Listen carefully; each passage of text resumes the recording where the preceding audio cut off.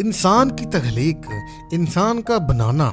जरा तसव्वुर करें कि कायनात के तमाम रंग सितारे, पहाड़ और समंदर मौजूद हैं, लेकिन जमीन पर जिंदगी का कोई वजूद नहीं। फिर अचानक एक हैरत अंगेज लम्हा आता है जब कायनात का खालिक अपने हाथों से कुछ अजीम करने का फैसला करता है। वो मिट्टी से एक ऐसी मखलूक तैयार करता है जो पूरी दुनिया को बदल देगी, एक मखलूक जो उसकी शक्ल व सूरत पे होगी। ये है इंसान की तख्लीक की दास्तान, एक ऐसी कहानी जो बताती है कि हम कहाँ से आए हैं और हम क्यों इस दुनिया में हैं। आज की कहानी आपको खुदा की तख्लीक की हैरत अंगेज ताकत का एहसास दिलाएगी और इसकी अजीम मोहब्बत को जाहिर करेगी।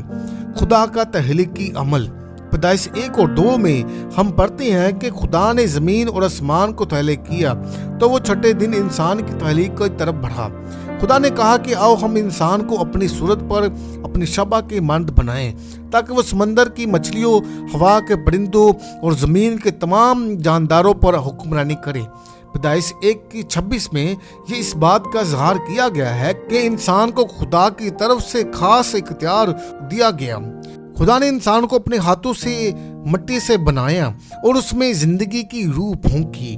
आदम की तख्लीक। पैदाइश 2:7 में हम पढ़ते हैं कि खुदा ने आदम को मिट्टी से बनाया और उसकी नथनों में जिंदगी का दम फूंका और आदम जीता जान हुआ और इंसान बन गया। ये लम्हा नहायत अहम था क्योंकि आदम पहली मखलूक था जिसे खुदा ने अपनी सूरत पर बनाया और वो खुदा के एक खास तलक में रहा। खुदा का आदम को बागी अदन में रखना। खुदा ने आदम को एक खूबसूरत जगह बागी अदन में रखा। ये बाग हर तरह की दरख्तों, फूलों और फूलों से भरा हुआ था और वहाँ आदम को हर चीज़ की निगरानी करनी और इसका ख्याल रखने की जिम्मेदारी दी गई थी।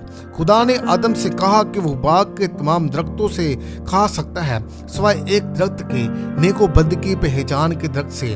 खुदा ने इसे हुक्म दिया था कि अगर वो इस दरख्त का फल खाएगा तो मर जाएगा। खुदा ने देखा कि आदम अकेला है और उसके लिए कोई साथी नहीं है, इसलिए खुदा ने आदम को गहरी नींद में डाल दिया और उसकी पसली में से एक औरत को बनाया जिसका नाम हवा रखा गया।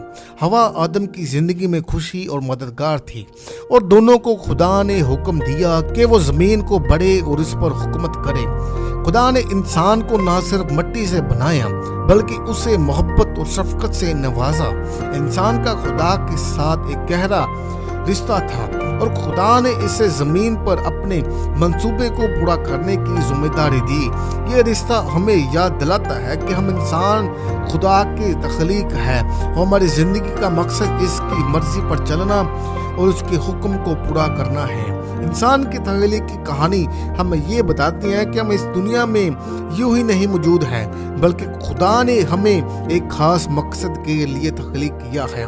आदम और हवा की तख्लीक इस बात की गवाही देती है कि खुदा ने इंसान को अपनी सूरत पर बनाया ताकि वो उसकी इज़्ज़त और हुकूमत को ज़मीन पर ज़ाहिर करे।